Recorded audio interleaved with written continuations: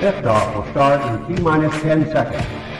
10, 9, 8, 7, 6, 5, 4, 3, 2, 1. We have ignition.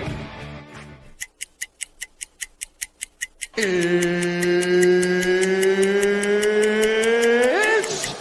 time! 17 seconds from Game 7 or from championship number 6. Jordan open. Chicago with the lead. Harper got a piece of it. It comes off. The Chicago Bulls have won their 6th NBA championship. Tying run at second, 2 out. Palmero over the head of Jenks. Uribe charges, throws, out! And the White Sox have won the World Series. To the far side around the 8-yard line to Hester. Under it and to the middle with the 15 to the 20, breaks free to the 25 to the 30 to the outside. 40, midfield, 40, 30 to the coast, 20, 15, Hester 5. Oh! Touchdown!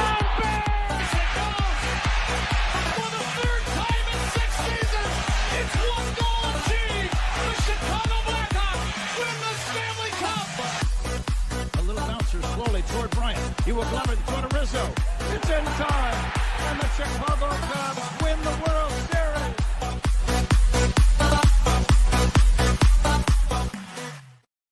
What up, what up, what up? Welcome to Shawn and Maya in the morning on this TGI Mickey Ficky Friday. It's the weekend, baby. And I'm your boy, the SuperBack Shawn Sierra. Thanks for tuning in. If you're watching us on Facebook Live, well, then I guess you found us on Facebook. And if you're not following us on Facebook, what?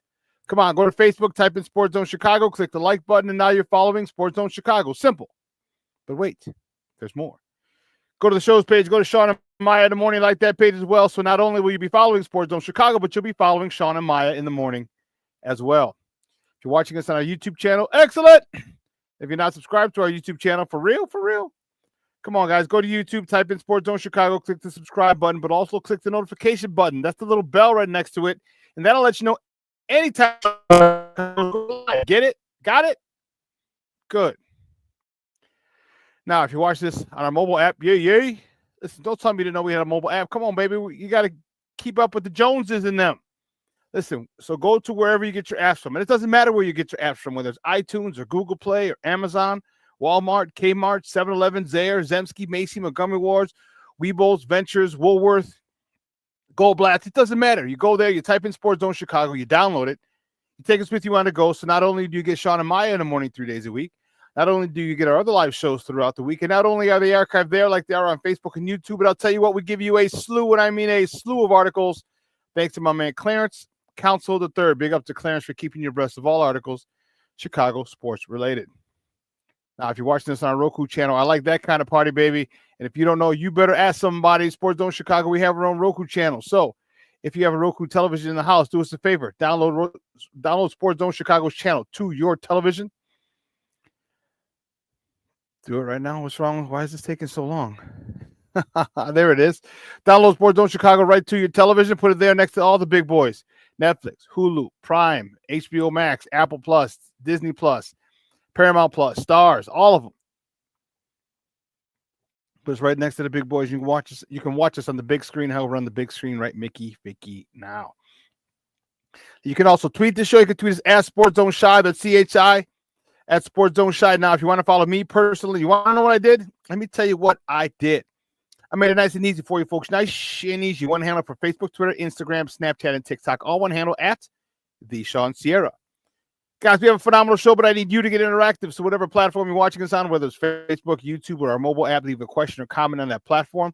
It'll come up here in the thread. We'll put it up on the screen. We'll incorporate it into the show. And that, my peoples, is what makes this the best morning show around. Chicago morning sports show around. That's you. So bring them all, baby. Questions, comments, smart-ass remarks, because ain't nobody scared over here. Man, but are people sleeping today? My man crazy. My man Armando Emeterio Lara Junior is in the house. Junior, what's up, Papa? How are you? Thank you for tuning in. I appreciate it. And listen, I don't know a lot, but I do know this. More of the usual suspects will chime in as the show goes on. That, my people, I can promise you. That I know.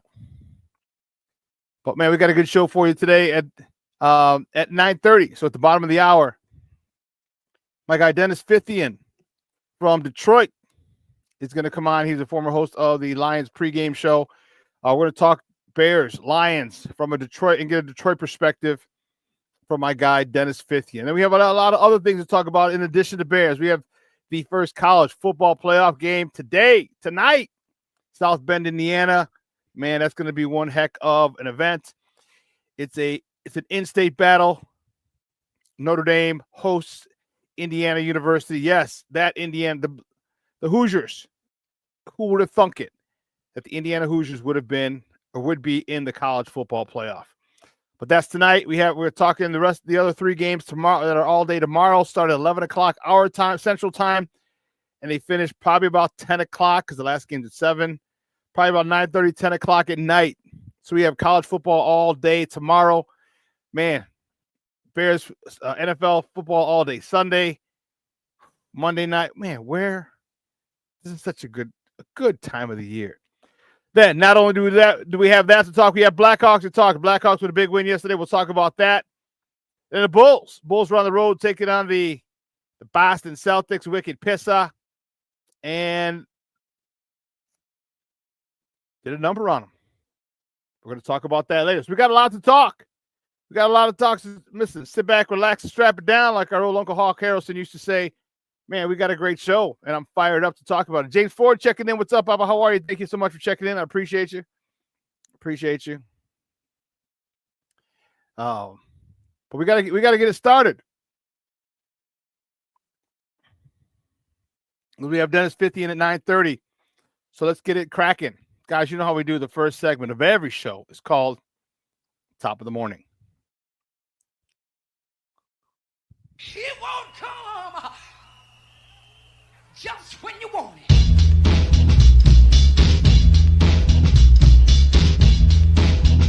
Top of the morning to you. Top of the morning to you. Top of the morning to you. Yeah, baby. The first top of the morning topic. You know what you ever go on. The Bulls, baby. We're talking Bulls. Only the Bulls. The Bulls put a whipping. They put a whipping on the Boston Celtics. Wicked pissa in the TD Garden over there in Boston. 117-108. Zach LaVine led the way with 36 points. Zach attack. My man, Nikola Vucevic, Mr. Double-Double, 16 and 14 on the night.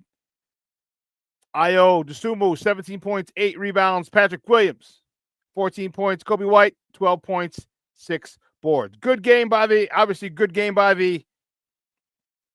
Bulls. Good defense by the boys. And let me tell you something. I was impressed. All right, Boston tried to come back a couple times, and the Bulls were able to hold them off. All right, the Bulls were able to hold them off, and that, to me, was one of the key storylines of the game, was their ability to fight off the Celtics at home, at their place, on the road. I thought for sure it was a loss. For sure. I didn't give them I didn't have a lot of confidence in them that they could win on the road in Boston. But man, they proved me wrong.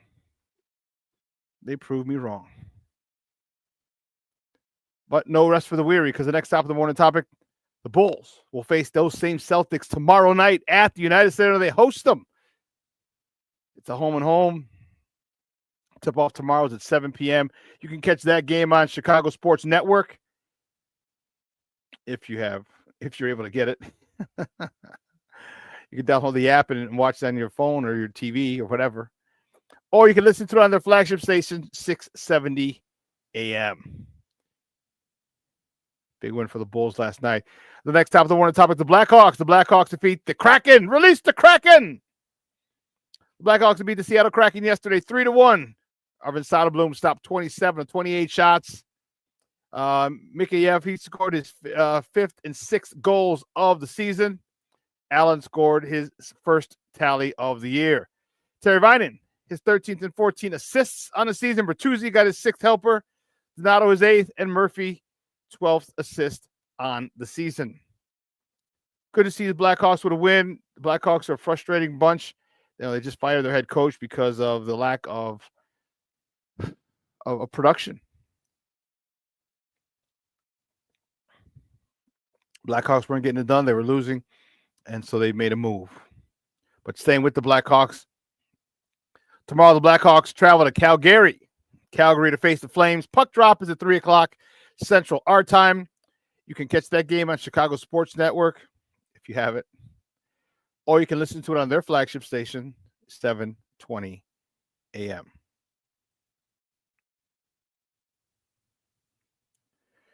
Keeping it moving. The next top of the morning topic. Woo-hoo. There it is, baby. There it is.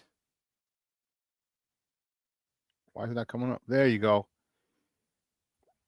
The first ever college football playoff game is tonight. Number 7, Notre Dame hosts number 10, Indiana. As I mentioned, at Notre Dame Stadium. Kickoff is at 7 o'clock Central, 8 Eastern. A little late for the Eastern time. A little late kickoff. But you can watch that game on ABC here in Chicago. If you're in Chicago, Channel 7. But ABC and ESPN. You know, this game has a lot of implications. Notre Dame, after losing a stunner at home in week 2 to Northern Illinois, has run the table, have not lost since. Indiana has a great run defense. However, it's against questionable offenses, and I can guarantee you Notre Dame is going to test that run defense. Notre Dame has 2 running backs that are studs, freaking studs, and they're going to attack that Indiana run defense. They are going to test it big time. Brandon Schultz, let's see. Brandon Schultz checking in. What's up, Papa? How are you? Crazy Ace TV checking in. Crazy Ace, what's up, Papa? I said, good evening from Korea, bro. Hope you're doing well. I am doing well. Thank you very much, sir. I appreciate it. You asked, do I think the Bears can win one more maybe against Seattle, or is the season a wrap? I'll talk about that in a second, Crazy Ace. I'll talk about that in a second. Oh, man, Cornelius Squall's in the house. What up? Sports owners, he says. DC, Derek Carter's checking in. What's up, Papa? Thank you very much for tuning in. I appreciate you. And my man, Shawn Wall's in a Mickey Ficky house on a Mickey Ficky TGIF Sports owners, he says. Shawn Wall's in the house.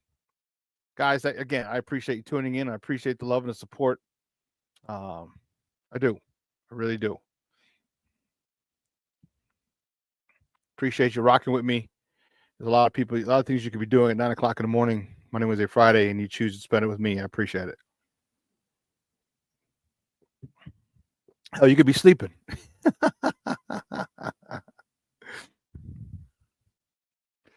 Brandon Schutz, since you didn't hear me, you said happy holidays. Did you? No, I didn't hear you say happy holidays. Brandon, a little louder.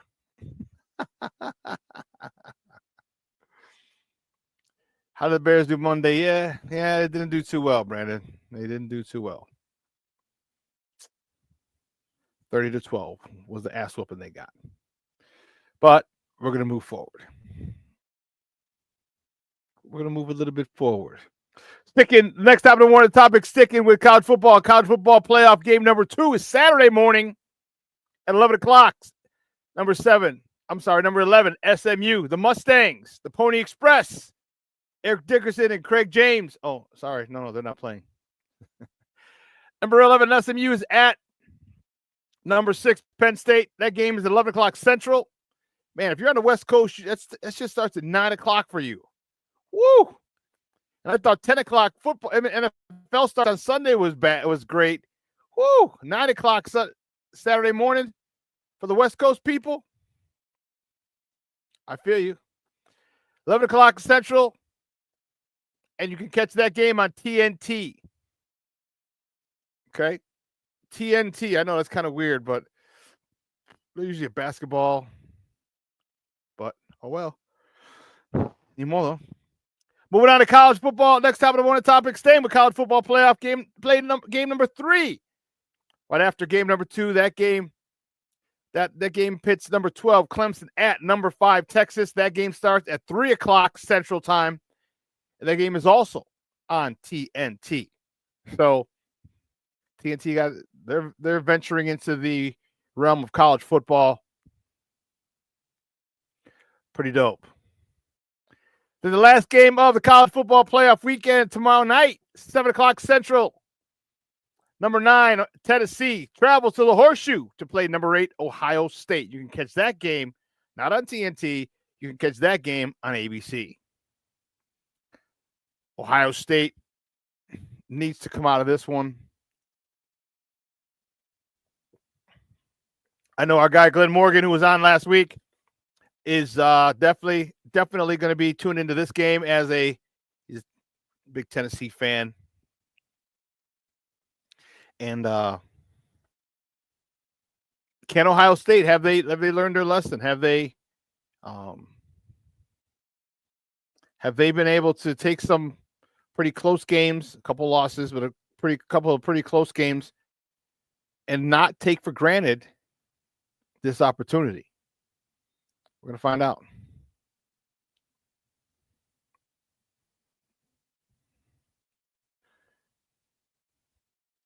What channel is the game you said for the last topic?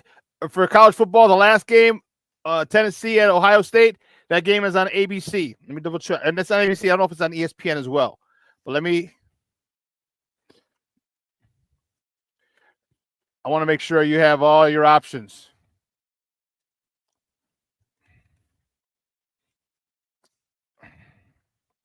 Let's see.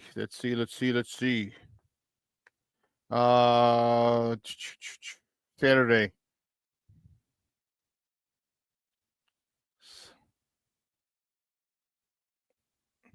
Here we go.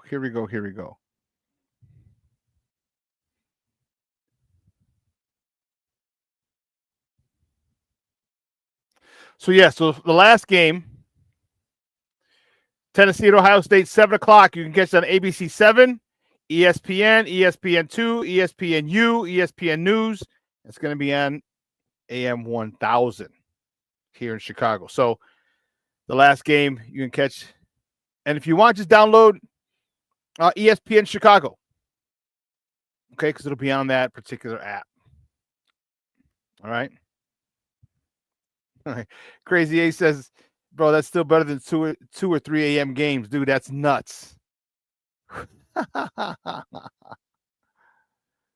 Oh, Dito, bro. Oh, he went to the Blackhawks game. That's right. Junior's grandson went to the Blackhawks game yesterday. Great stuff. Armando Emeterio Lara, the 4th. Dude, that's pretty dope. That's pretty dope. Let's see. Let's get this out of here.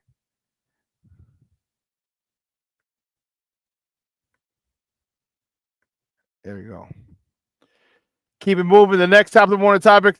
I know you guys are happy. I'm happy too. We're going to talk about this a little bit. The next top of the morning topic, the Cubs. The Cubs are welcoming back my man's in them. Sammy Sosa is back. Sammy Sosa is back, baby. After issuing an apology yesterday, where he apologized, he doesn't really get into specifics about what he's apologizing for, some mistakes. And he's sorry. Man.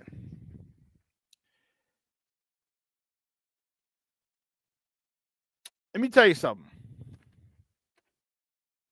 Well, here's part of the statement that Sammy said. Part of it said, quote, "There are times I did whatever I could to recover from injuries in an effort to keep my strength up to perform over 162 games.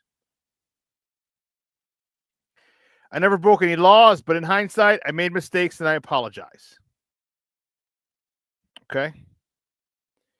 Never admitted to using steroids or anything like that, but he apologized.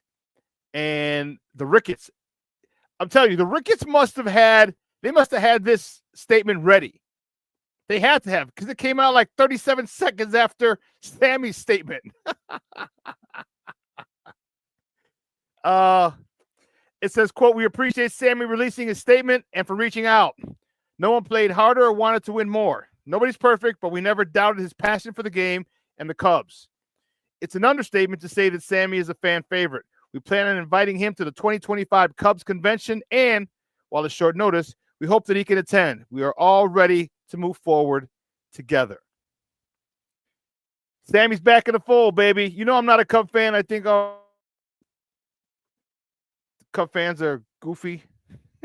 Can't stand the Cubs. I'm a Southsider. And yes, we're historic with 121 losses. That's okay. But God bless it. There was no one. Sammy was so God blessed exciting back in 1998. Well, that a couple of year run, like a 3 or 4 year run. And it's funny how people say, well, he shouldn't come back. He's a cheater, blah, blah, blah, blah, blah, blah. And I look at it and I said, look, I hear your point. I hear your point. Believe you me. But my question is, like, what would you have done? Because you do realize Sammy and Mark McGwire and Cal Ripken too saved baseball during his time, 98. They saved baseball. They were cutting into different games whenever Sammy was up or Mark was up. I mean, it brought people back in the stands after the strike. It was crazy. These guys had free reign, and it was cool. I mean, it was a friendly competition. You saw Sammy congratulate Mark when he got the record. It was great. People were cashing checks. Major League Baseball was revived. And listen to my thing, and I get it. You have some purists, and you can feel however you want, but this is how I feel.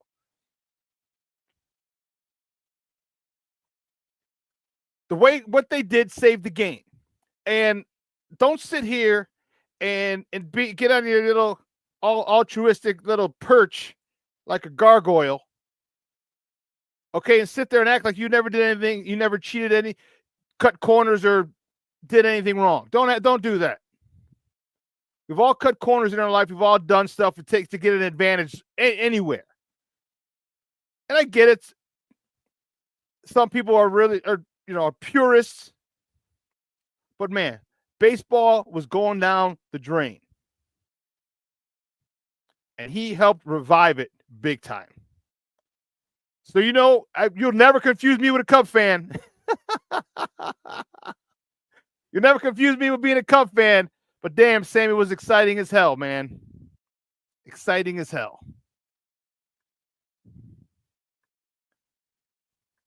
So listen, I'm fired up. I might even request credentials for Cubs convention because I would love to see Sammy. Now, which Sammy shows up, I don't know. Are we bringing the El DeBarge Sammy, the lighter Sammy? Is he going to have the Jerry curl? I don't know. He's going to have the soul glow in his hair. That's soul glow. But I'll tell you what, I don't know a lot, but I do know this. The tickets to that Cubs convention are going to be through the Mickey Ficky roof. The premium on those tickets is going to be insane. And they should be. As they should be.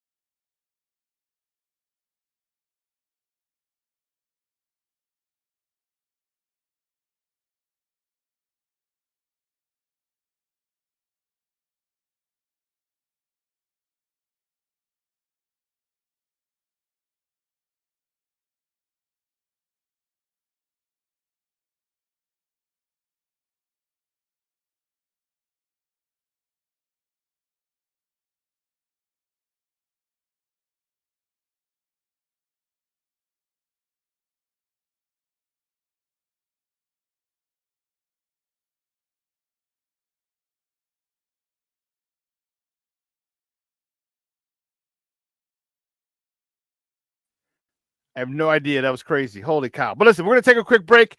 On the other side of the break, I'm going to go pay my internet bill.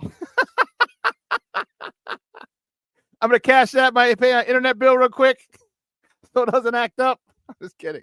On the other side of the break, we're going to welcome Dennis Fithian from Detroit, from Motor City, Motown, and get Detroit perspective. I got a couple questions.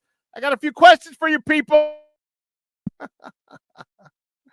And I want to figure out, talk about the Bears, Lions, but also take a look at the rest of the season, his thoughts for the Lions. So don't go anywhere, folks.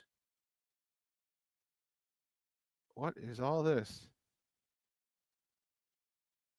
It's crazy. Don't go anywhere, folks. Keep it locked right here. Shawn and Maya in the morning on Sports Zone Chicago.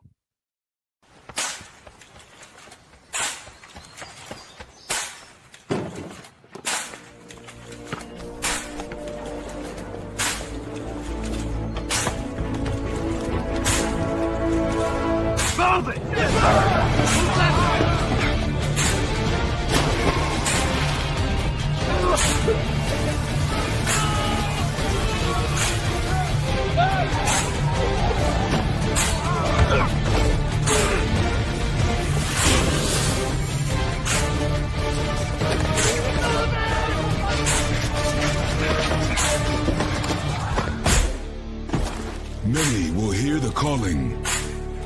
Few will earn the title. United States Marine. The few, the proud, the Marines. Hey, it's your boy, the SuperBack, Shawn Sierra, and be sure to follow Sports Zone Chicago on all social media platforms, on Facebook, Instagram, and our Roku channel. You can find us at Sports Zone Chicago, and on Twitter, we are at Sports Zone Shy. Also, be sure to download our mobile app so you can take Sports Zone Chicago with you on the go.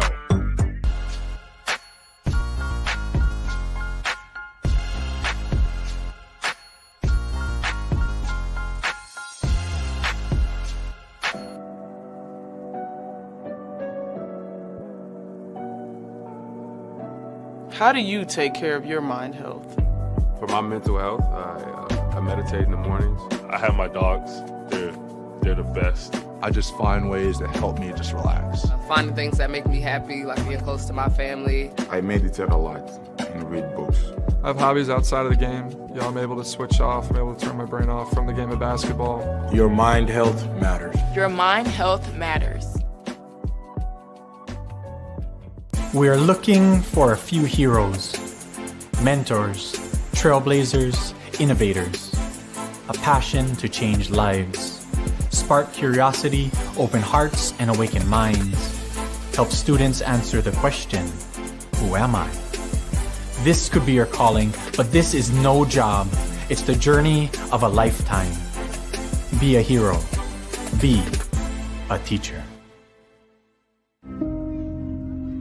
Mental health and learning disorders don't discriminate. 17 million children and adolescents in the United States live with disorders like anxiety, depression, ADHD, and dyslexia. Less than half get the help they need to thrive. Help the Child Mind Institute change these children's lives. Visit childmind.org.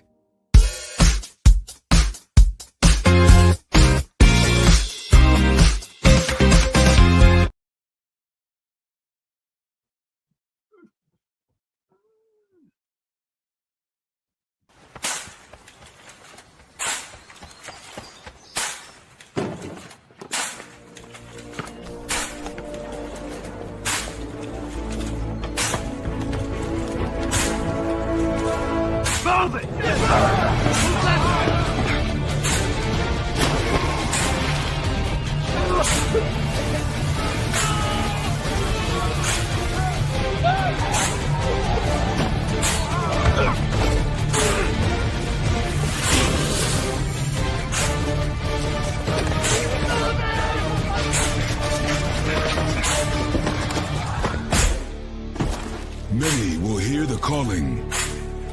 Few will earn the title. United States Marine. The few, the proud Marines. Hey, it's your boy. The heck? Welcome back to Shawn and Maya in the morning on Sports Zone Chicago. I don't know what was going on. Is there like some craziness going on? I have no idea what the heck it is. But anyway, listen. My next guest is a good friend of the program, kicking it for a couple of years. He's in Motown. He's the director of multimedia for Michigan Rivals, but also the former Detroit Lions post-game host. You can find him on Twitter at Dennis Fithian. Guys, let's welcome back to Shawn and Maya, Dennis Fithian. Dennis, what's up, Papa? How are you? I'm doing pretty good. It was a nice tease talking about Sammy and El DeBarge. You know, El DeBarge was born in Detroit. So I thought yes, that was they were. Nice lead-in for me. Yes. I love, before you go anywhere. I loved Sammy myself, and I'm a Tigers fan. But I was at the Big Ten coaches meetings in '99. And the Cubs were playing the Expos. So we went over there. Mark Grace hit his 2000th hit, and then Sammy in the first inning hit a home run. It was electric. And then a couple of years later, I had a friend, and we did the perfect Wrigley trip. They were playing the A's, but it was, sitting in the bleachers in center. Who was it? The Chief Woohoo or whatever out in Rodney Woo-Woo. Rodney Woo-Woo. Yeah, I was hanging out with him, old styling it, and hot dogs out there but Sammy, every time he would turn around to the crowd, center field, throw a ball up there, man. There was nothing like it. That was a great 3 hours with Sammy. No doubt about it. I like how I'm on here. I feel like I'm hosting the show now. Yeah, those were the days. The Cubs. And the Cubs won that game. I had my share of hold styles, but I remember they won in the 9th inning at a bang-bang play at home plate. Everything else, mostly just remember Sammy out there in center field. That's it.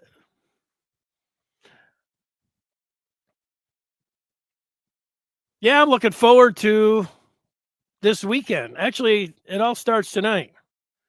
Got the college football playoff. I was just looking at pictures of Notre Dame. There you go. I don't know what I'm telling you. Maybe it's snow because it's snow for the first time here in Chicago, and my internet's acting crazy. I have no idea. I've been there. But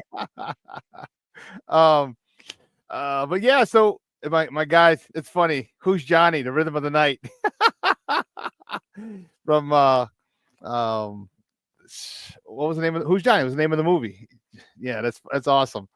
That's awesome. But yeah, so it's you said you're old styling it when you came to Chicago. Excellent. That's definitely a Chicago staple. But let's talk about this game on Sunday. All right. You guys are fighting for. I'm not gonna lie to you. I never thought in my lifetime I'd say the Detroit Lions would be the best team in the NFL. I know you guys took it on the chin from Buffalo. You guys were the best team in the NFL.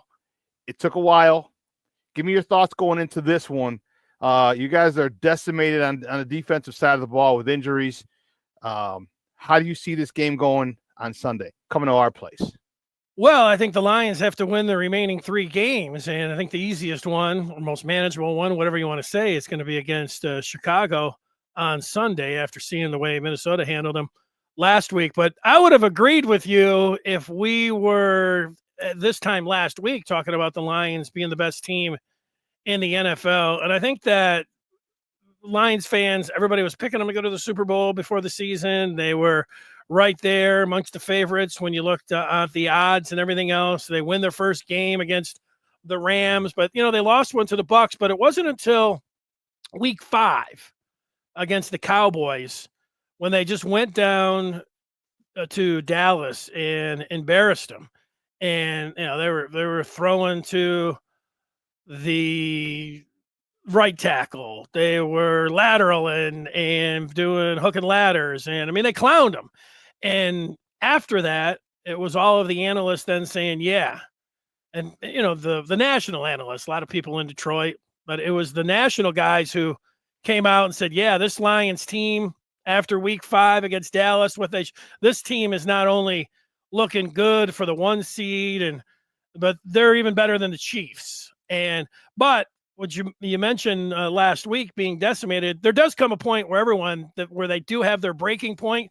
And I think it was last week, all Lion fans went from the 2.5 months of riding high and feeling like they were just going to ride this chariot to the Super Bowl and it was going to be the greatest campaign ever and get ready for the parade, to right now, their hopes have all been dashed. Everybody's on tilt this week. It's just been such a sad week for Lions fans who felt like they were going to win the Super Bowl. Now it feels like, they are going to make the playoffs, but it doesn't feel like with all the injuries that they have that they're going to do it. And Shawn, and Elaine McNeil is one of the best defensive tackles in the NFL, and they lost him this past Sunday. And they do have Jahmyr Gibbs, but they lost David Montgomery, the former Bear, Knuckles.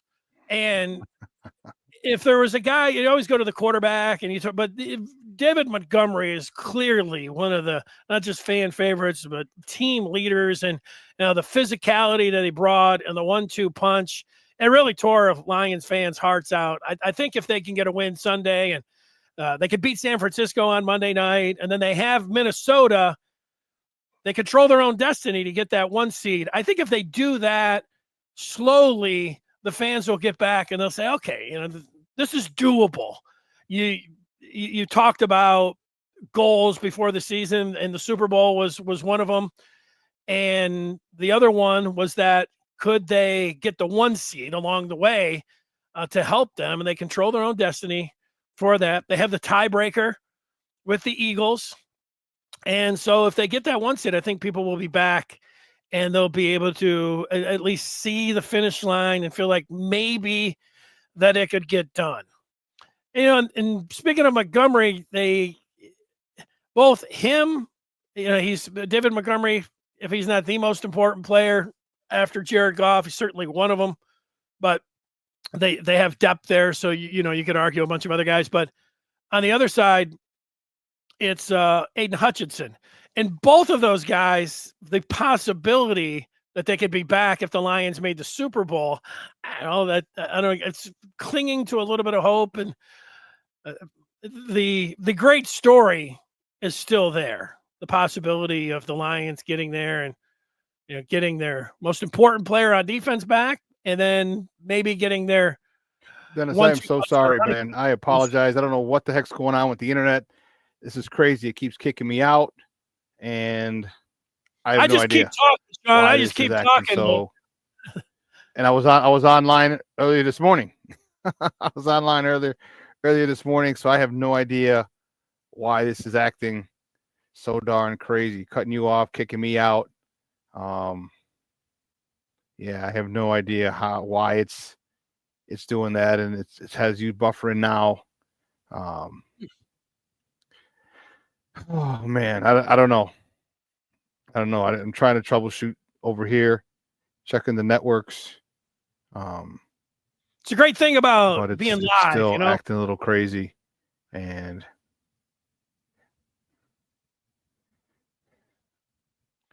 it's that one thing about being live, Shawn. And I see, it feels like I am still live because I have the timer clicking. So I feel like everybody's watching me and can hear me, and they just can't hear you. So it's like I'm hosting the show.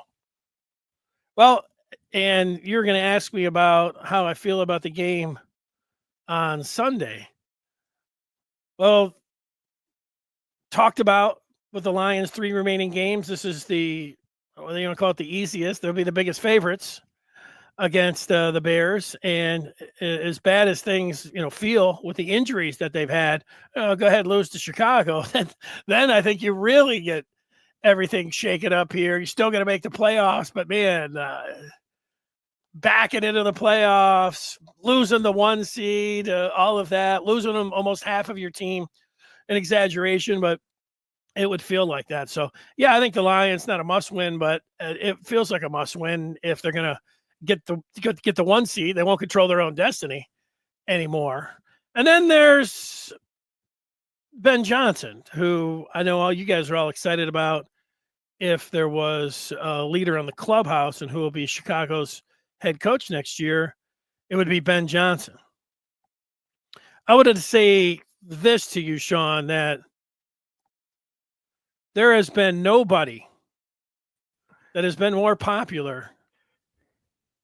You can hear me talking about what the Lions are doing. There's been nobody that's been more popular in Detroit history than Dan Campbell. Dan Campbell and Ben Johnson and Aaron Glenn and Brad Holmes. These guys are superstars. We knew it. We say it all the time that NFL is king, and we just love it so much, and we can't get enough. And I knew that, but the Lions, previous to last year, were one of the worst organizations of all time. And to have Campbell and Holmes and the two coordinators and the position that they've been in the last 2.5 months, there's just been you can't. And look, they had Scotty Bowman and Chuck Daly, and these guys won multiple championships. Jim Leland took the Tigers to 2 World Series. Sparky won, but Dan Campbell dwarfs all of them. I mean, he just stands tall. People love him so much, and you can't get enough of Ben Johnson. And I know Bears fans will be watching the flow of the Lions offense, and if they're doing all the things that they've done since the beginning of the season, not only running the ball and throwing it all over the place, but these trick plays and gambling and everything else, you'll be like, yeah, we want that. We want that with Caleb Williams. And I think you guys will be all excited. Yeah, we're looking at Ben Johnson. Oh, yeah. We're considering him. He's going to be in consideration for that. And I don't know if it comes to pass. I don't know what, but he's definitely one of the guys that we have our eye on, and I hope. And I'm not sure what kind of guy is he. I mean, because we had a guy in Shane Waldron who was a good offensive coordinator, but he couldn't command a room, and that was the issue. All right, he was very, very soft, and the NFL is the alpha sport of alpha sports, and so you need a guy who can command a room, and we figured out that Waldron was successful because he had Pete Carroll as the head coach behind him. Can Ben Johnson, can he command a room? Well, it's different being a coordinator than the head coach, so you don't know until you actually get in there and you do it. He's very calculated, cerebral. When you hear him, he never sticks his foot in his mouth. He never says anything like you're like, oh, why is he saying that? He's usually right on point. So I think he could make that transition. And the thing that I would be most confident if I was a Chicago fan is that mostly when you get to the spot where you're in consideration for a head coaching job, you leave because there's only 32 of these jobs. And when you're hot, you take it. And he not only passed up one job 2 years ago, he was passing up jobs last year. So he is sitting back, waiting for his opportunity. And so from that standpoint, he's different. He's not like most of coordinators that you've seen, hot coordinators. He's been hot for now 3 years. And so I don't really remember anyone that was like that. Guys, once they get into the coaching hit list where they're considered like the hot name, they go. Even if it's to the Carolina Panthers, even if it's to the Washington Commanders, which look like a pretty good job now. But Johnson's just been sitting back and waiting. And I think that you'll feel pretty good about Caleb Williams and the front office and the direction that you're going if Ben Johnson says, all right, after 3 years, this is the team that I want to go to. So I feel pretty good about that. The one thing you got to ask yourself, Shawn, and I'm going to ask you right now, you have to ask yourself, what Dan Campbell's reputation is. If you're at the card table and you sit there and he has 19 playing blackjack, Dan Campbell's going to hit. And Ben Johnson is kind of cut from the same cloth. He's the one, Dan Campbell ultimately saying, all right, go for it, fake punt, do all these other things. But he's also the one that says 4th and inches, we're going for it. And Ben Johnson is right there with him. So I think that you're going to have, if it is Ben Johnson that goes to Chicago, I think along with that is going to become, the Bears are going to be a big-time gambling team, just like the Lions are. And you have to have a stomach for that. Not a lot of people have the stomach for it. So you have to ask yourself, do you like the gambling or not?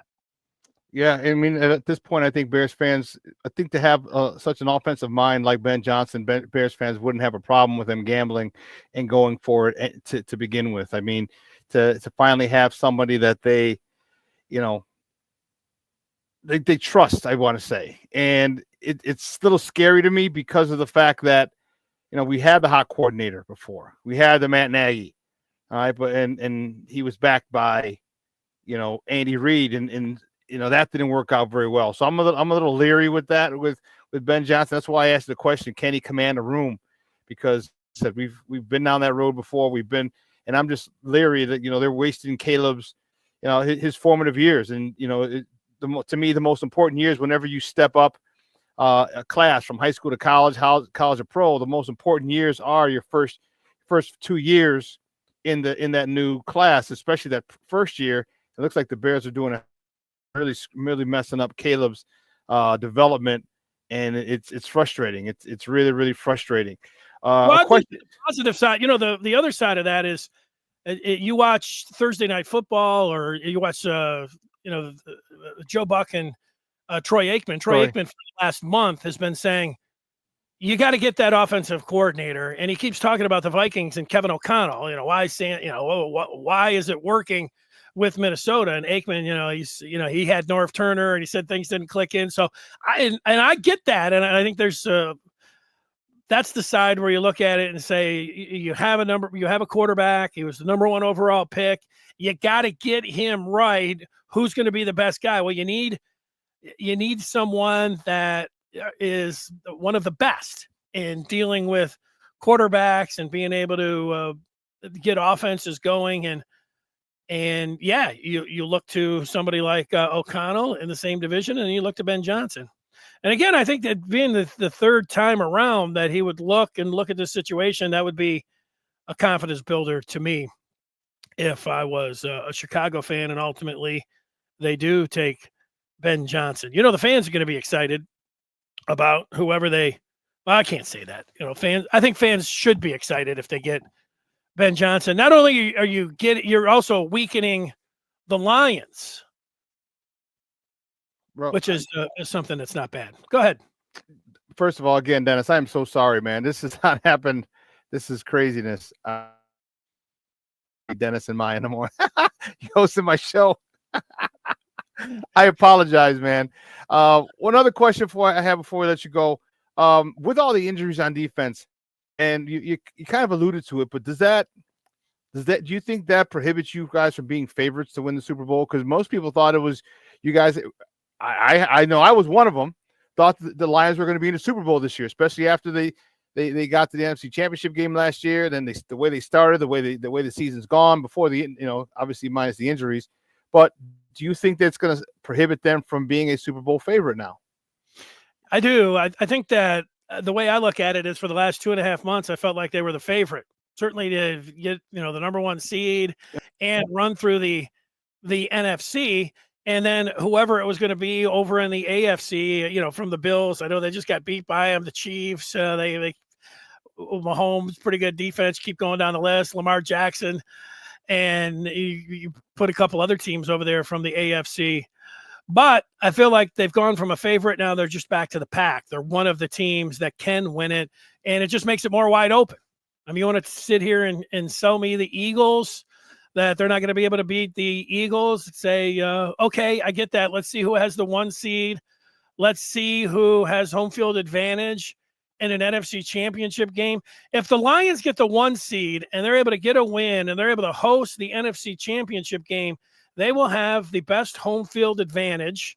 And so I'll feel pretty good about that. And then right now, everyone's shaken because of all of the injuries. 22 players either on injured reserve, the PUP, or out. That's by far the most. The Browns are down there at 16, but the Bills have only in that same category lost 3. But if you tell me that they can get the number 1 seed and they're going to be hosting the Eagles or whoever else you think that's going to be there, I still think that they can get it done. They've just gone from the favorites to one of those teams in the middle of the pack. And so it's wide open for them right now. But that'll change a little bit if they can show that they can go out there, and they'll probably have to win these remaining 3 games.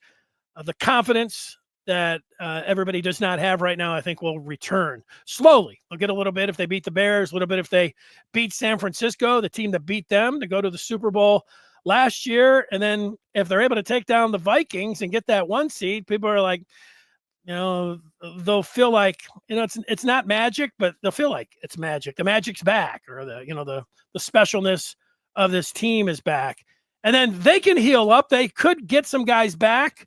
And then who knows? I make a case. I don't really know what's going on with Philly, but I do know, Shawn, that A.J. Brown's been on my fantasy team for a couple of years. And, last year it was like game 3, they were winning and everything, but he was complaining. He was over there and he's in Jalen Hurts' ear. They were blowing out whatever team they were playing, and he's having a fit on the sideline, and he's done it again. And then I see, the same thing with their top defensive tackle, Carter. He's arguing, looks like he was ready to, whatever with the coaches, a little dust up over there. So it's not all perfect in Philly either, if that's the team that you think. And I don't know, Minnesota.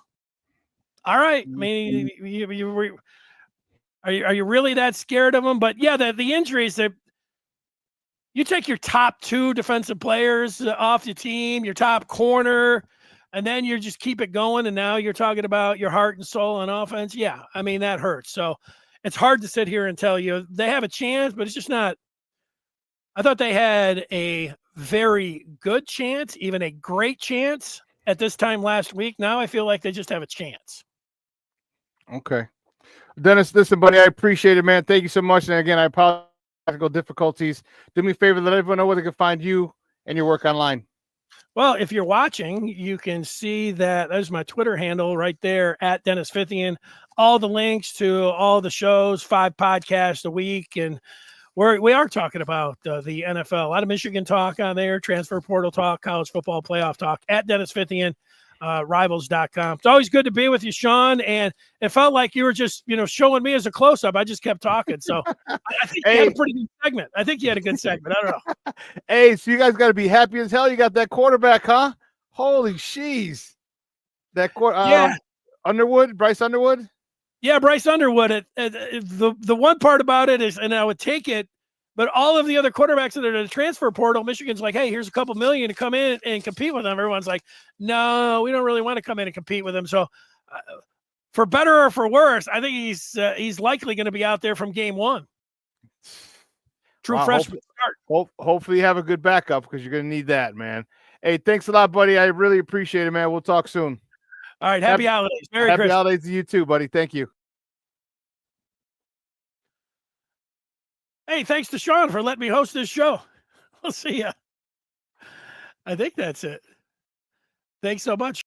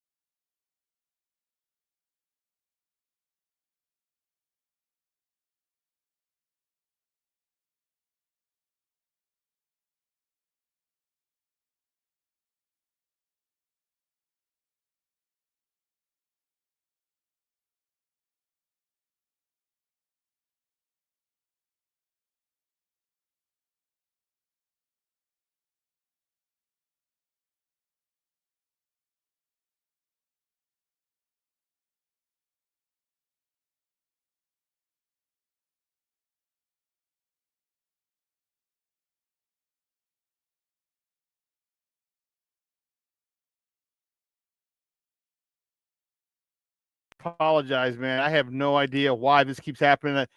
I just checked the connection and said it's strong. We're connected to the internet, to Wi-Fi. I have no idea what's going on. None whatsoever. So I apologize. I keep going in and out, and it's funny. It's making it difficult for me to bring up pictures and banners and stuff like that. But I don't know what that was. But listen, we're going to take a quick break. On the other side of the break, we're going to we got other stuff to talk. We got basketball. We talk about some more Bears, college football. So we have a lot to talk. All right, so don't go anywhere. Keep it locked right here. Shawn and Maya in the morning on Sports Zone Chicago. Hey, it's your boy, the Superback, Shawn Sierra, and be sure to follow Sports Zone Chicago on all social media platforms on Facebook, Instagram, and our Roku channel. You can find us at Sports Zone Chicago, and on Twitter, we are at Sports Zone Shy. Also, be sure to download our mobile app so you can take Sports Zone Chicago with you on the go. Time out. How are you feeling right now? Happy? Excited? Angry? Overwhelmed? One of the best things you can do for your mind health is to name what you're feeling. It can sharpen your awareness and help you talk about your feelings with someone you trust. Here are 3 questions to ask yourself. Where are your thoughts right now? In the past, the present, the future? Do you notice any sensations in your body? Is your heart beating fast? Is there a flutter in your stomach? Or are you fully relaxed? What do you need right now? Time with others? Time to yourself? Remember, there's power in this awareness. So find ways to identify what you're feeling today.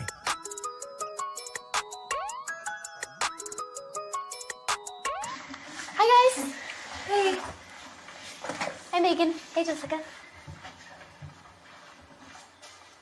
Megan, you're a tramp. Ryan Fitch told me you guys made out. Everybody knows. He said your breath smells like garbage. And he almost puked. He says you're the most desperate girl he knows, besides your mom. How many boyfriends does she have anyway? Lots? Your makeup makes you look like a clown. That zit is huge, zit face.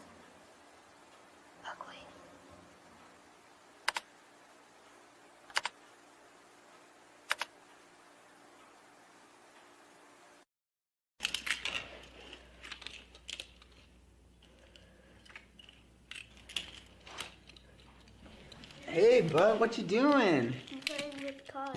Cars? Can you show me what a car does? Whoa, whoa, whoa, whoa, whoa. Hold on a second. First of all, this is a school zone. So you need to put down your cell phone, stop texting, and let's get to driving. Now you're coming up to a stop sign, right? You need to slow down and stop before you hit that Y line. I want you to look left, right, left. You don't want to get hit by a car going on your left, and to your right to make sure you don't get sideswiped by a guy coming from your right. You're coming, and you see a crosswalk. You better slow your horses down, because the #1 rule of driving is always yield to pedestrians. Now stop, pull over, and you are done driving. Gosh, what do they teach you kids in school nowadays?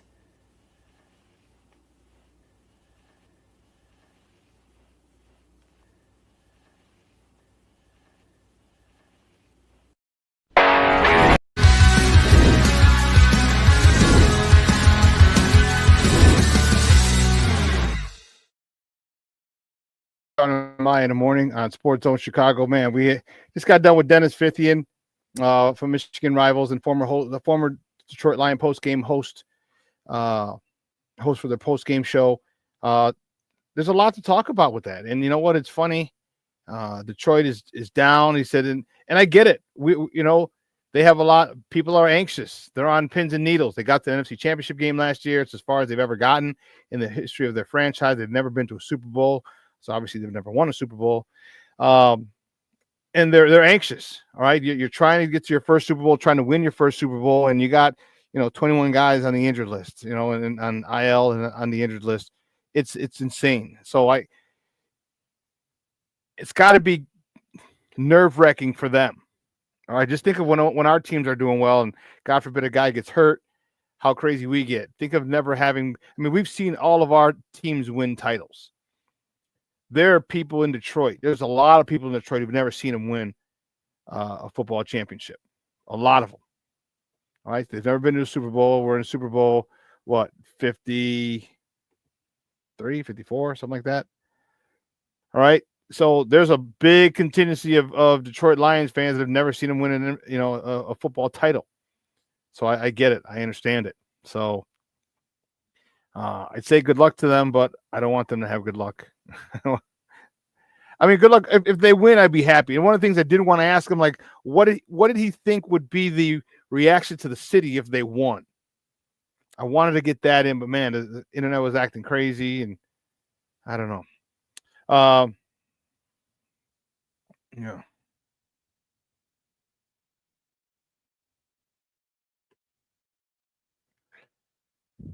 Let me see something.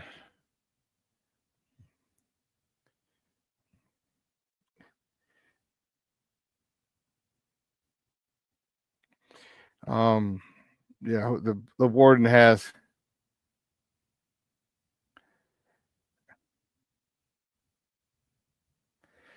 Also, yeah, there was one of the things I wanted to ask him, like how would you think the city would burn down? Would they go nutso? Because I think they'd be crazy. Remember when we won the first Bulls title in '91, actually first two, 91, 92? There's looting in the streets. It was crazy. It was crazy. So yeah, it was. I wonder how. I really wonder how that's going to how that if they win, but they still got to win, and that's a big if, and a big if. You know, Philadelphia's playing well. They're not dealing with the injuries as much as Detroit. No one's dealing with injuries as much as Detroit is. So can they get to the Super Bowl? I mean, just get there. I mean, you're gonna have to go through. I say San Fran, but they're gonna play them. I don't think San Fran's as tough a team as we thought. But Philly, you know, and you still got Green Bay. You still got Green Bay at the end. So can they? You got the Vikings, I should say. That's their last game. So I don't know if they can, if Detroit can get there. It's going to be a tough road.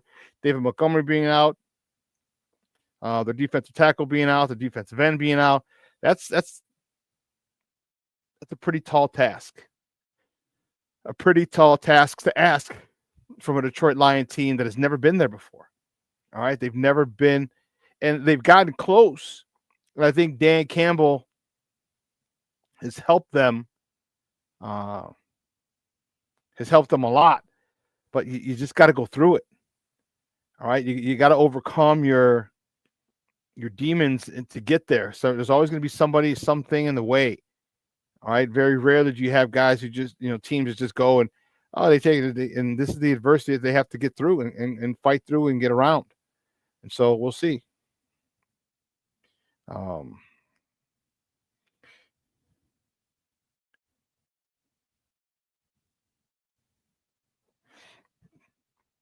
Listen, we're going to take a real quick break because there's a situation.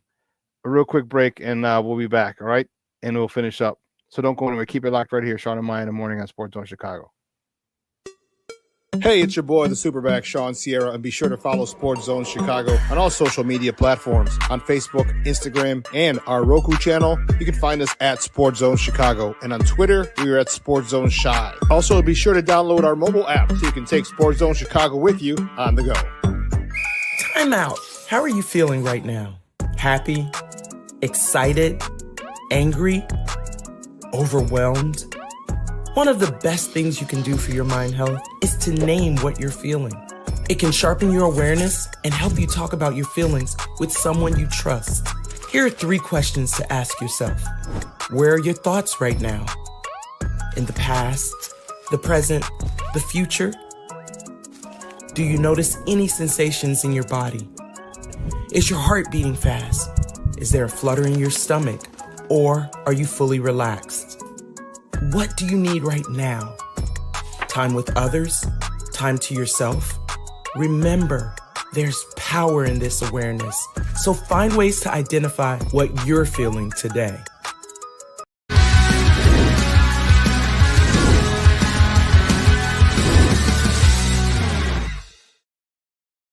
I'm back, baby. Sorry, I had some issues. Apparently, there was no CrossFit class today. They canceled, and so I needed to get my mom back home. She didn't know how to use the Lyft app. I had to get that squared away. But she's good. She's back. She'll be back home in a little bit, and I'm good to go. But anyway, yeah, Detroit's in a tough spot. They're in a real tough spot. All right, I don't feel sorry for them by any stretch. Okay, no one feels sorry for us. You know, and we're the laughing stock of the NFL, so I don't feel sorry for them. I'm just saying that they're in a tough spot, and for them to accomplish their ultimate goal to win a Super Bowl and that drought for the city, is going to be a very tall task for them this year. Very tall task. I think Philly is getting healthy, and they're playing really, really good football right now.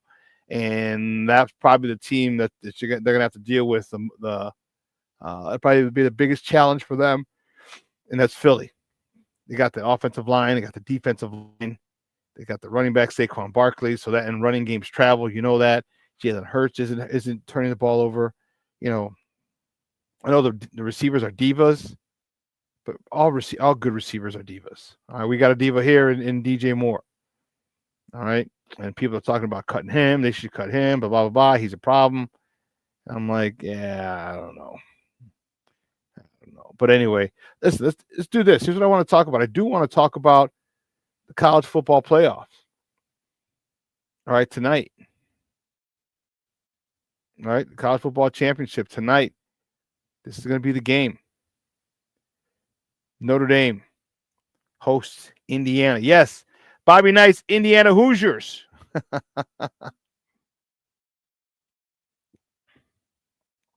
I'm excited for it. It's the only game on the docket tonight. The other 3 games are tomorrow. There is a sense of how can I put it? Reserve. Maybe a little bit of apprehension for Notre Dame. And I know they have this arrogance about them because they're Notre Dame. But they also realize there's an apprehension because they realize they still did lose to Northern Illinois.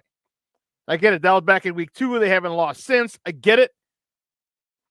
But they also know that if they don't prepare properly, this team, this Indiana Hoosier team, can upset them. And if they get upset on a national stage, wow. If the Fighting Irish get upset on in the first round of these playoffs, this will be, I don't know if it'll be worse than losing to NIU. I don't know. But it's going to be one heck of a game. Notre Dame's riding high. You know, I think it'll be a good game. I don't think Notre Dame's going to blow them out. I don't. I don't think they're going to blow them out. I think this team, Curtis Rourke, the quarterback for Indiana, is a little bit like their head coach. Their head coach is very resilient. He's a little not braggadocious, maybe a little in your face. Okay, but you know what? That works for him. That works for him. And Curt Cignetti is the guy who's, you know, it works well for him. It works well. It's worked well for this team this year. But I think Notre Dame just has too much firepower. It's a battle for the state of Indiana. And as I said earlier, Indiana has a really, really good run defense. But coming in, Jeremiah Love and Jadarian Price, running backs for Notre Dame. 7.1, 7.3 yards per carry. So they're going to test this run game. They are going to see what they're all about. Indiana's got to step up. If they can't stop this run game, game over. Game, set, match. I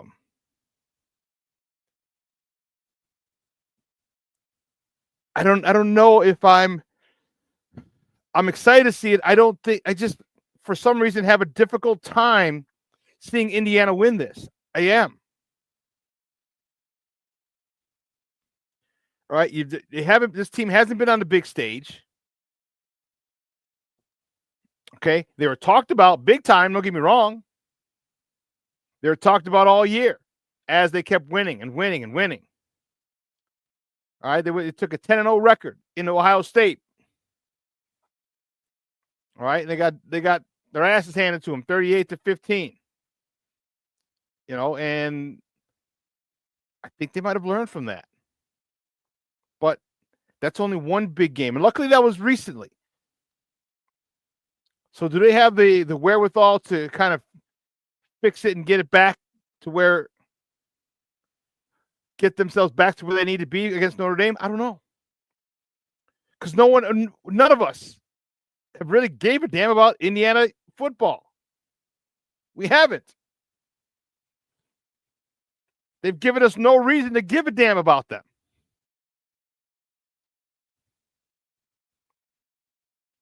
Let me say hi to people in chat that came in while I was having my technical issues, technical difficulties.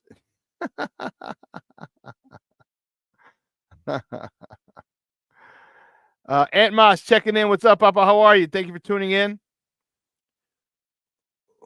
Who else? That's funny. Brandon Schutz, we got you, Papa. Lavette Lee checking in. She says, hey, y'all. Good morning. Good morning, Ma. Thank you for tuning in. I appreciate it. King Booker World checking in. He says, salute, chat, and Shawn. Thank you, Papa. I appreciate it. Thank you very much. The Plankster's in the house. He says, good morning, Shawn. Sports Owners. Happy Friday. Bear down. So this first game tonight's going to be fun. Like I said, the only game on the docket. Jerry Billings checking in. Good morning, Jerry. Jerry. If you're a Seinfeld fan, you know what I'm talking about. It's the first of 4 games. It's the only game on the docket tonight, but the first of 4 exciting games coming up this weekend. We kind of went through them. We're going to go through them quickly again. Game 2 tomorrow morning, 11 o'clock. SMU at Penn State, 11 o'clock, TNT. TNT, TBS, True TV. It's going to be on all those channels. I'm looking at Penn State to be able to come out of that one to advance. And the third game, number 12, Clemson at number 5, Texas. I think Texas is able to handle Clemson to advance. They're at Texas. They're down in Austin. Hook 'em horns. Hook 'em horns. It's gonna be crazy down in Austin tomorrow. That's the second game at 3 o'clock, and then the last game, the college football playoff number 4, game number 4. This is the most evenly matched one. Number 9, Tennessee going up against number 8, Ohio State, at Ohio State. That's at 7 o'clock Central.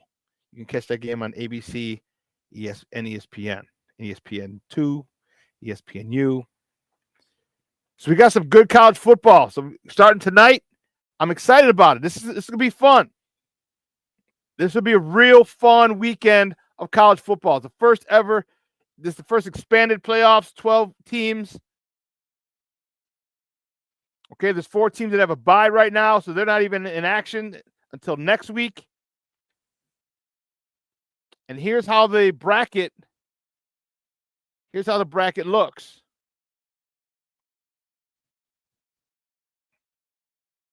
All right, on the right side, you see Indiana at Notre Dame. The winner takes on Georgia. Penn State hosting SMU. The winner takes on Boise State. Texas hosting Clemson. If you look to the left side, that winner takes on Arizona State. And then the top left, Tennessee at Ohio State, and the winner gets Oregon.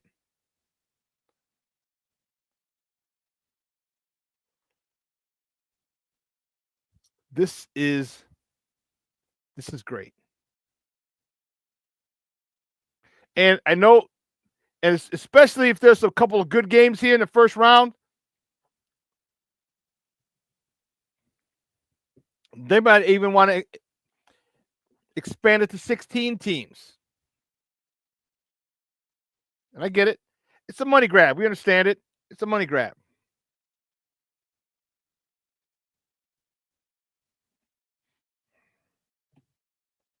It's a money grab. But it's exciting for us. Exciting. It's real exciting. But switching gears a little bit, if you were last night was a busy night. Our Bulls, big win in Boston. Wicked Pissa. The Boston Garden, the TD Garden in Boston. The Bulls beat the Celtics in Boston, 117-108. And let me tell you something. I tell you how that I was extremely impressed with this game. To go on the road, all right, to go on the road and to handle that team. All right, you knocked off the champs. The champs is here in their house. That says something about this team, the resiliency of this team. And let me tell you, remember I said, like, I don't know if I want Zach to go, and I get it. He's got to go because you got to get draft picks. You want to get better, blah, blah, blah, blah, blah, blah, blah, blah, blah. Man, you beat the champs in their house, and it's not like you hit them on a last-second buzzer beater. You know what I mean? No, you beat them by 9. Zach LaVine, 11 for 19 from the floor. Like I'm telling you, there's a lot about this Bulls team that I really, really like. There's a lot about them. You know, when you could say, well, they're not, you can say what you want about them. They're exciting. All right, they're exciting, and I'm down for that. All right, Zach at 36 and 6. All right. Ayo Dosunmu, 17 points, 8 rebounds, 4 assists. All right, the Bulls shot 19 for 52. They put up 52 3-pointers, 19 of 52 for 36.5%.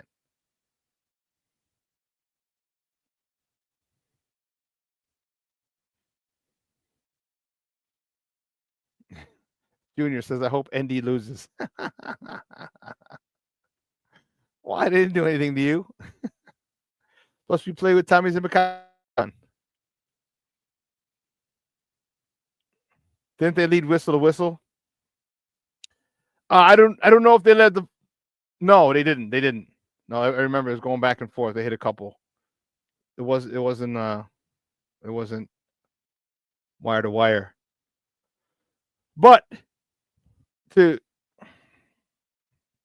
go in that building, and I was just reading you some of the stats. All 5 starters were in double figures. That's dope.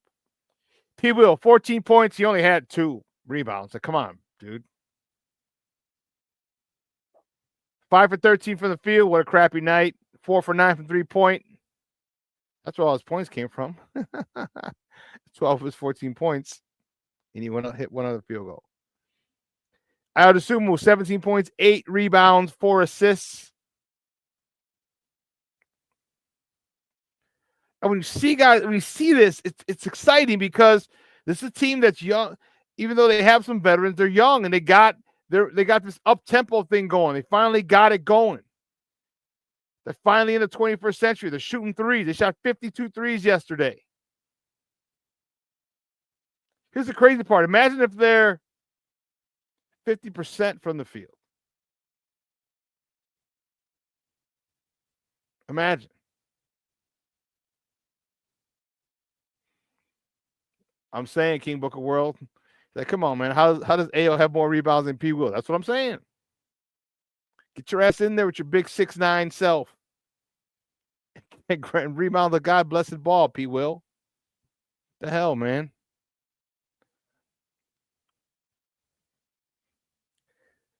Taylor Horton Tucker, 9 points, 3 rebounds. Julian Phillips, 10 points, 5 rebounds, 1 assist. Julian Phillips is He's nicey on the down low. On a sneak, he's nicey. He's hit a couple threes throughout the season, a couple daggers, driven to the hole, dunked on a couple people. Okay.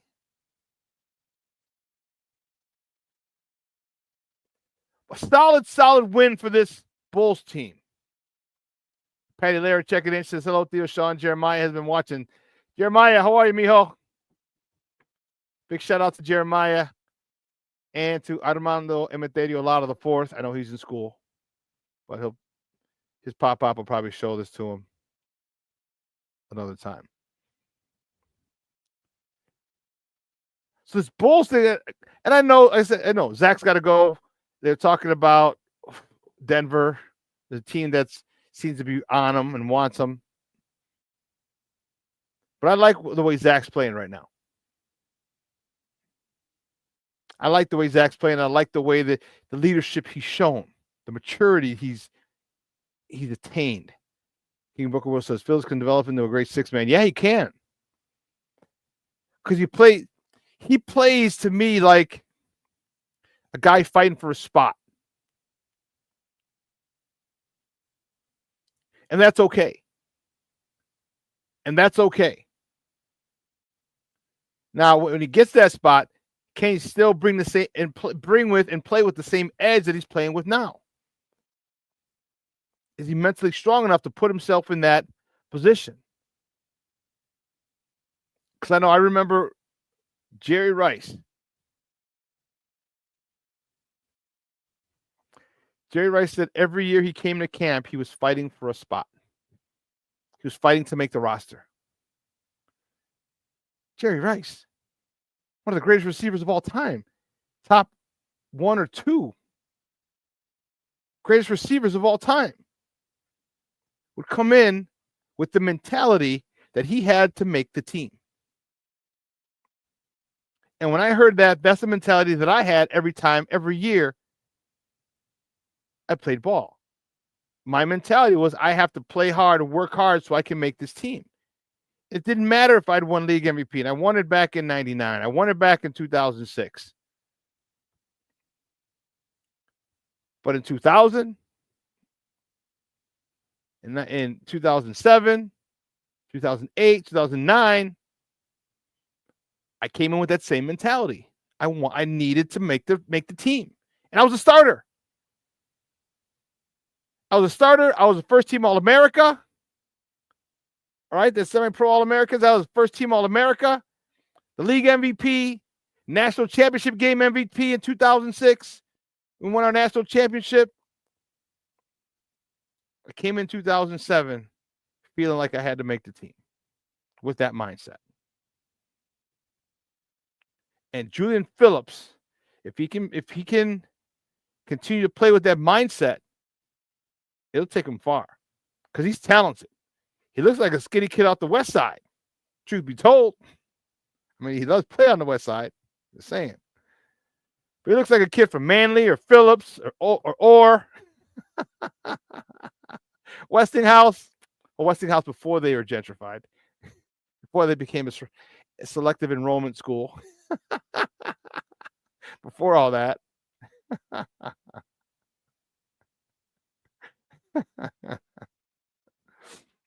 But this Bulls team is nice. Now, so here's the thing.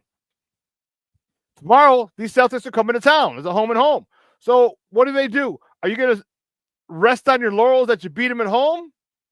Or how about you come home and defend home court? Now, here's the positive, the great stuff. If the Bulls go on and beat the hell out of the Celtics and win tomorrow, you beat the Celtics back-to-back games. The defending champs, you beat back-to-back games. The net says two things. You have more talent than people give you credit for, and you've been bullshitting. Those are the two things. You have more talent than people give you credit for, and you've been bullshitting. You've been taking teams lightly. You're not going through. You're not mentally aware. Because I'll tell you what, when you're playing the champs, you better be mentally aware. And they were last night.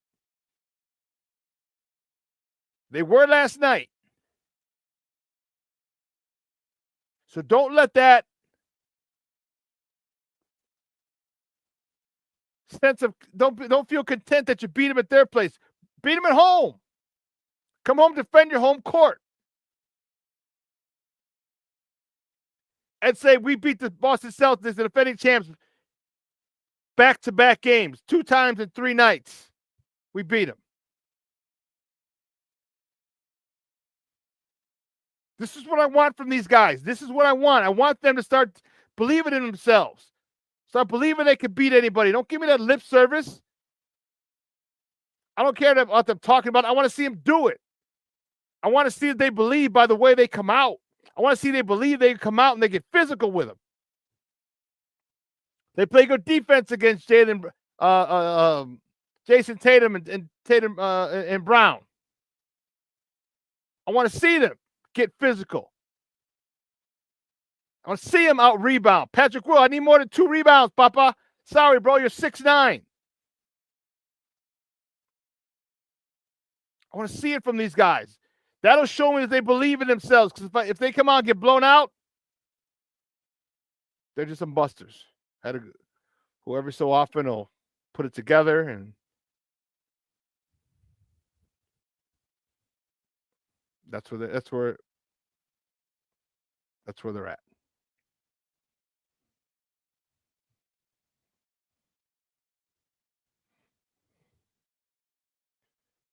Anyway, moving on. My Bears.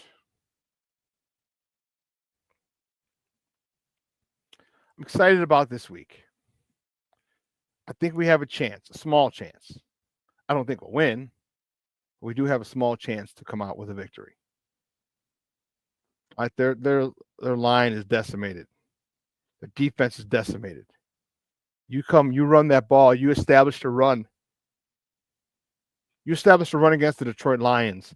All right, shorten the game, keep that high-powered offense that they have off the field. And that high-powered offense is hurting too without David Montgomery. There's no 1-2 punch.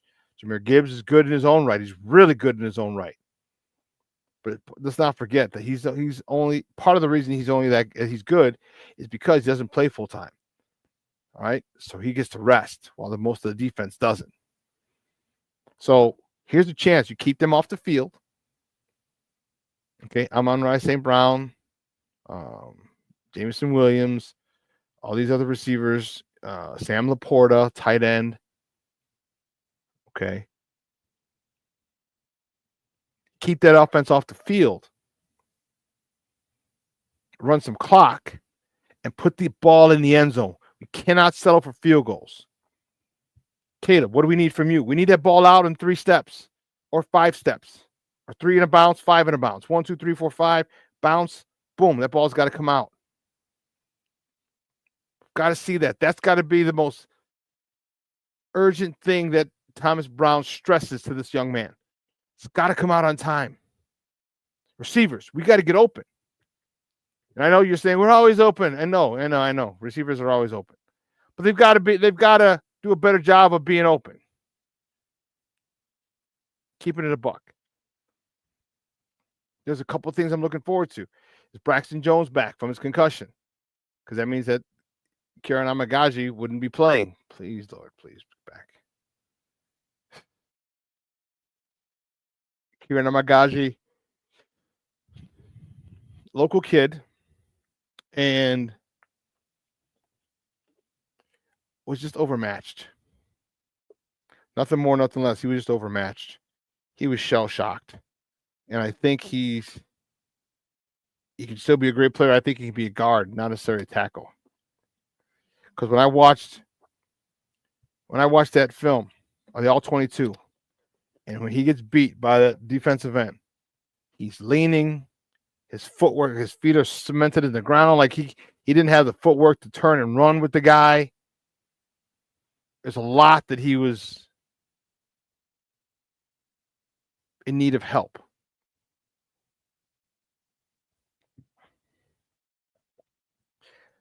This, again, goes right to Ryan Poles.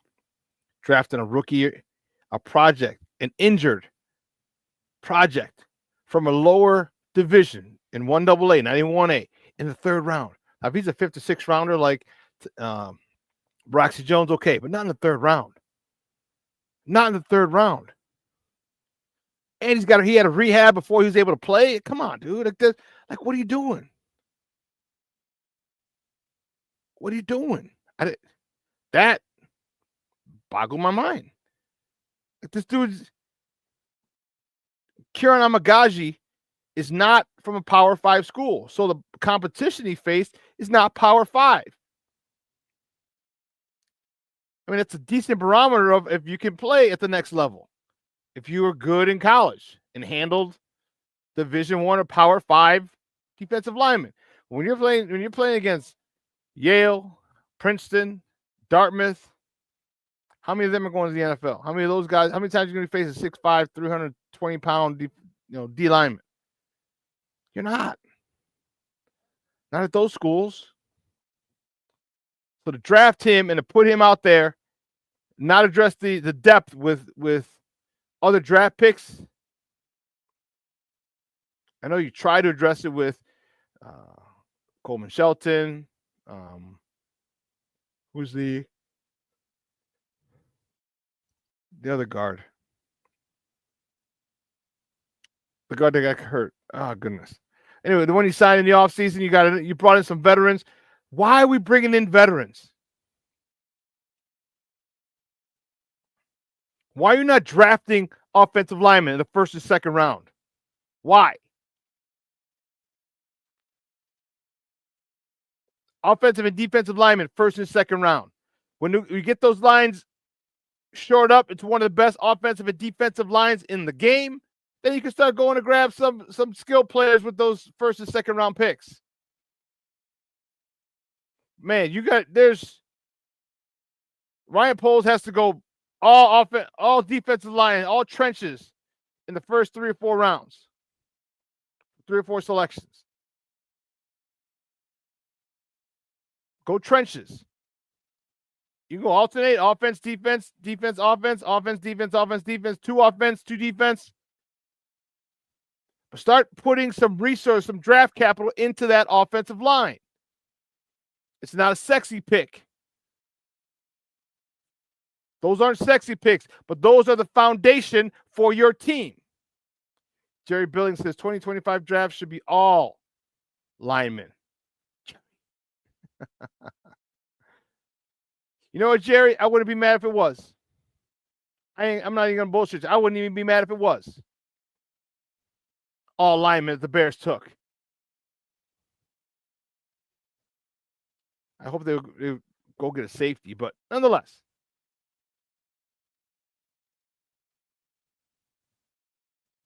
Your neglect for this position has been very noticeable.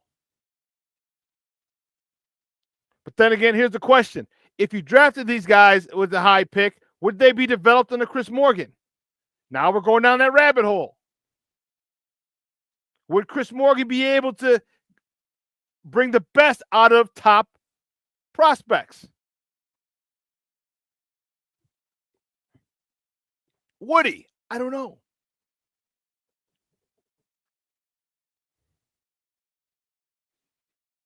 So we got to see. I'm with you, Jerry. If not all linemen, save a couple of the later rounds for a receiver or kick returner. Give me a receiver toward the end. All right, give me a couple. But man, you can't keep asking Caleb to run for his life. He can't do it. He's going to get killed. He's gotten killed. He's going to continue to get killed. You can't do that. Part of the reason I believe he's missing DJ Moore a lot is he's shell-shocked. I think he's shell-shocked. So I don't know. And Ryan Poles, we've talked about this guy. You know, I'm looking at him and I'm like, you should lose your job too. They should relieve you of your duties.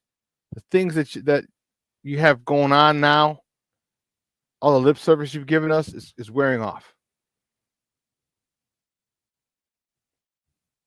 It's wearing off. Okay. Ryan Poles, you talk about we want to take the North and give it back. When are we going to take it? I'm not even worried about never giving it back. Just when are we going to take it? Jerry, what are you saying? 6 linemen drafted second round or better since 2009. Oh, you're talking about the Bears. Holy cow, that's it? Tevinjenkins was one of them. That's crazy. Meanwhile, you look at the people up in Green Bay. You look at the people in Detroit. Let's go back to Detroit again. Detroit, for years, drafted offensive linemen in the first round. First 2 rounds. But in the first round, they were not shy about drafting offensive linemen. None whatsoever. And for him not to see that as a general manager is very, very bothersome. Him not seeing it is not as bothersome as him not doing anything about it. Because once you want to understand and identify the problem, and you should know that's a God-blessed problem, then you fix it. You fix it. You go get as many drafts, many guards as you can in the draft. Go get a good center. Think about all the people who came after or late in the first or second round, third round. Clint Frazier, the kid center, or Pritchard. Pritchard. What's his last? Pritchard. I can't think of his name, but the kid, was he out of West Virginia? Starting a deep center for the Steelers. Come on, man. We had the opportunity to draft him. We didn't. We drafted a punter. We drafted Rome in the first round. What about Olufashanu? Caleb's high school teammate. So I'm not sold on Poles. If they want to let him go, fuck it, let him go too. So don't let the door hit you where the good Lord splits you. I'm okay with leaving him and letting him go. I don't know how many people use analytics.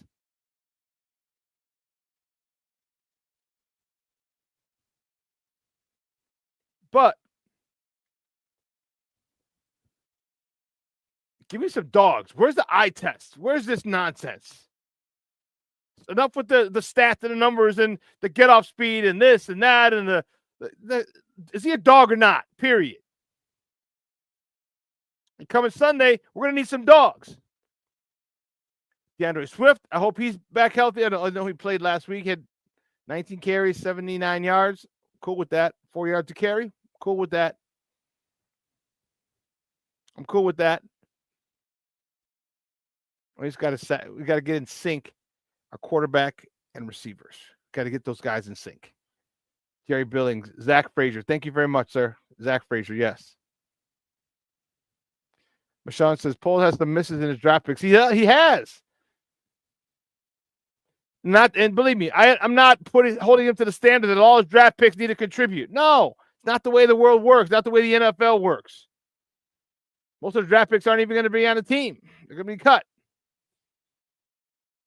But with those first 3 rounds, you got to get doubles the home runs. Don't give me single. Give me doubles the home runs. You get a double in round 2, round 3, you're looking at a potentially consistent Pro Bowler. Doesn't matter what position.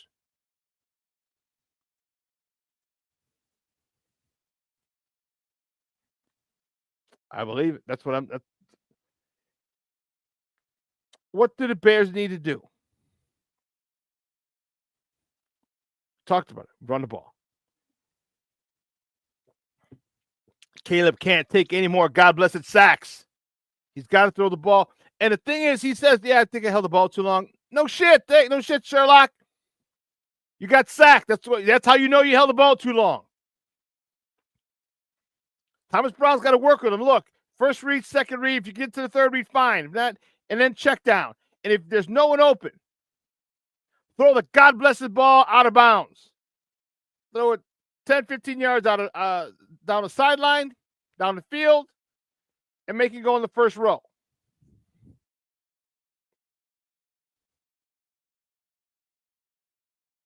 Yeah. King Booker World says Kieran Amagaji interview. He was interviewed before the season started. He said Caleb won't be touched because you can believe that. Caleb proceeds to take the hardest hits all season. I wouldn't need the guys next year to shut up and just do it. Yeah, just why you running your mouth? And I know people ask questions, but you got to be seasoned in this shit. Because the media will ask you crazy questions and not bat an eye. They'll talk about the thing that bothers you most, your losing streak or your injury, and they'll pick at that. We got to find some tough son of a guns. I don't know if we have any. Maybe give me some tough son of a guns, man. Jesus. So I don't have a lot of confidence in Sunday. I just think Detroit is riding a high wave. I think Detroit knows who they are. And once you know who you are and what your identity is, it's simple. It's a lot easier. That's simple. It's a lot easier. Jahmyr Gibbs, you're going to have to carry the load. I know you probably haven't had to carry the load since high school. Because when you got to college, some running backs waiting, 3, 4, 5-star recruits.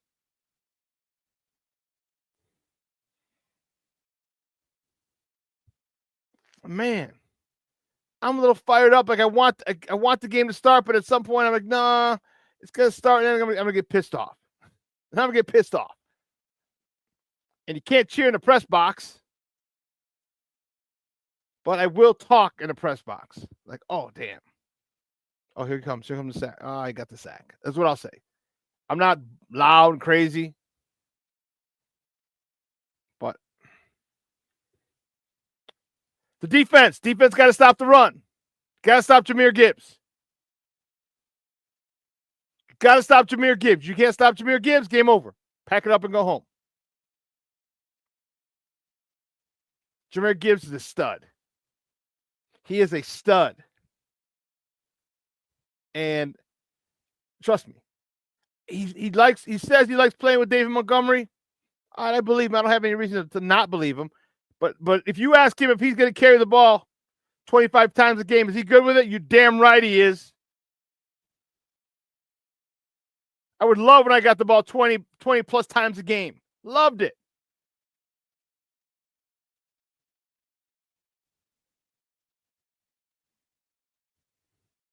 But that defense has got to step up. The defense has really got to do a number on this offense. Because when they get out there, they're potent. They are potent. I need Jalen Johnson to be focused. I need Tyreek Stevenson to be focused. These guys got to be focused because Detroit's playing for something. Detroit's playing for that first, what did Dennis tell you? For that first place finish. The number 1 seed. Why? Because they'd get a bye. And let these guys get healthy. So you'll get some guys back with the week off. Some you won't. Might be injured. You know, you're on the injured list for the whole year, or you're just not coming back. Whatever. But you'll be able to get some guys back. And some guys are playing with bumps and bruises and ouchies. They can get training table or therapy table. Go to the trainer. Go to the trainer. Tyreek Stevenson had a decent game, had a nice game. I say decent. I shouldn't say decent. Had a nice game. We need more of that out of him. That was the most aggressive I've seen him in a while. Ever since that Washington Commanders Hail Mary happened, he hadn't been himself. Hasn't been himself. So I don't know what. Put it this way. I don't care. He's playing good now. Now we need that aggressive young man that came out of the U. We need a cocky attitude. They're walking like he's a shit. That's what I need out of Tyreek Stevenson. Put all the other stuff behind you. It happened. It's over. Now move on.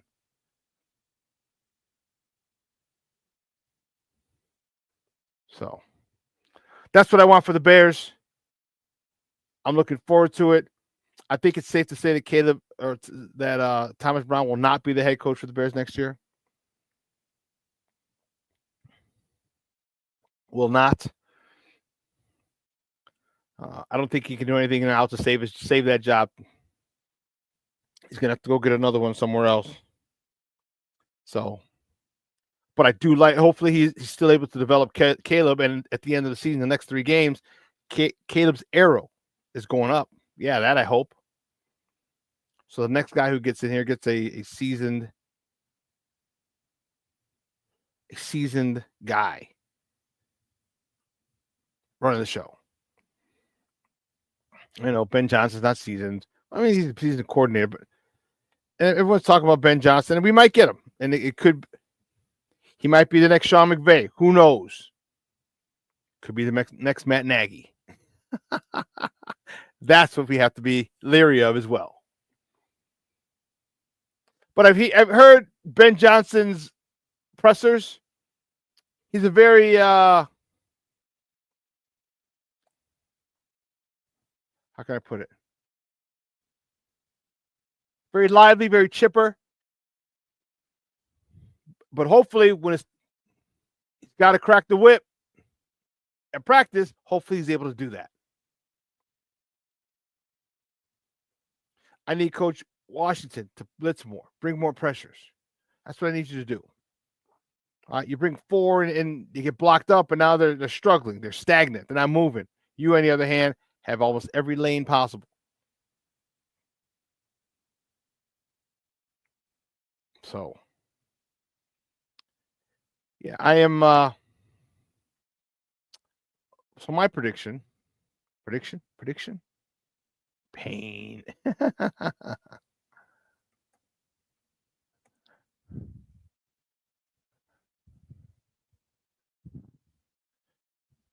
Oh, I mean, not that you didn't know it's my prediction.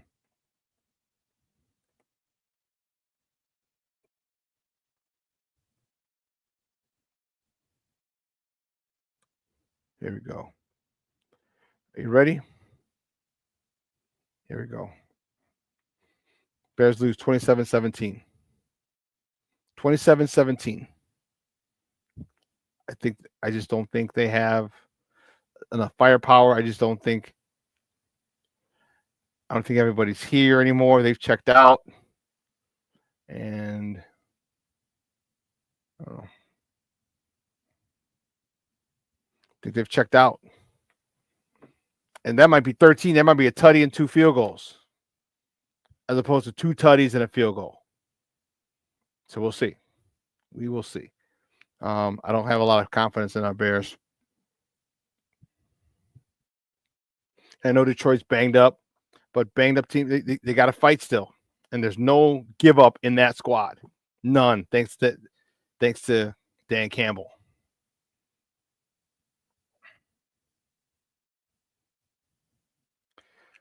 I think it's long overdue. I want to see another receiver have a great day. Hopefully it's DJ Moore. Give me another 100 yards, a tutty, maybe 2, who knows.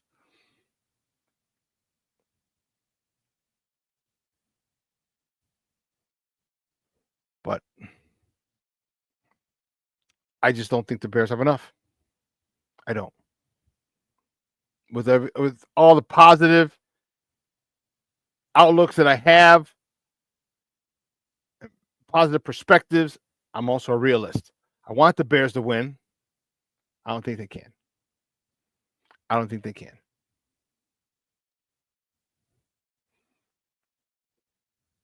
Who knows? But anyway. Your thoughts, folks. Give me your predictions for the game. One person gave me their prediction. I didn't see who it was. Oh, I must have passed through it because I got fat fingers.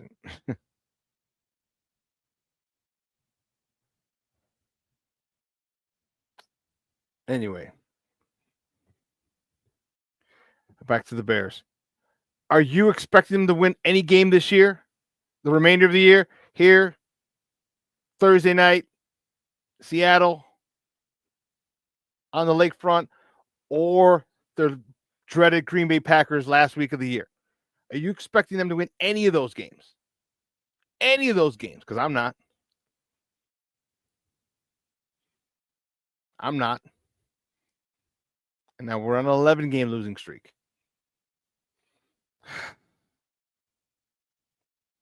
Wow.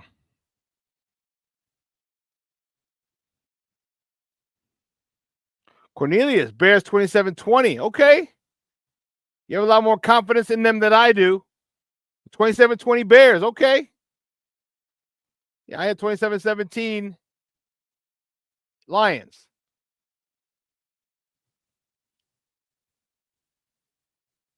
Anyone else got a score?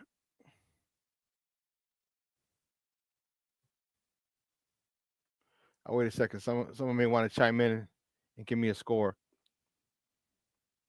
The Bears got to come out and start fast again. We say this every week, and they come out slow a week. How does that happen? Consistently, you come out slow.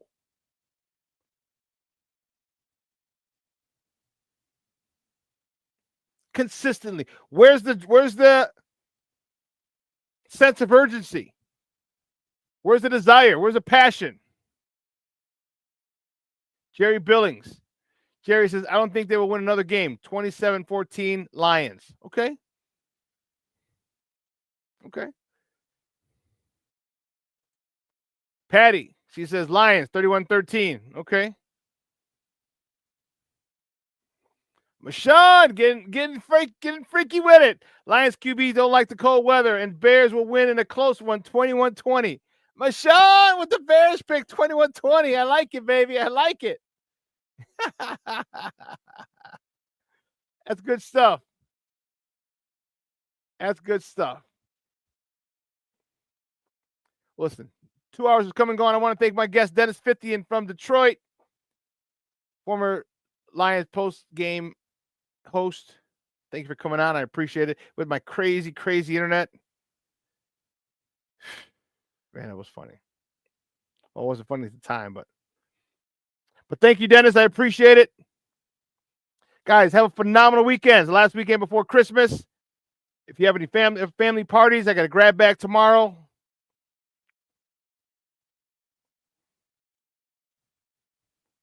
Make sure you spend time with your loved ones. Please. Please. Tomorrow is promised to no one. Make sure you spend time with your loved ones over this holiday season. Exchange gifts, the whole nine.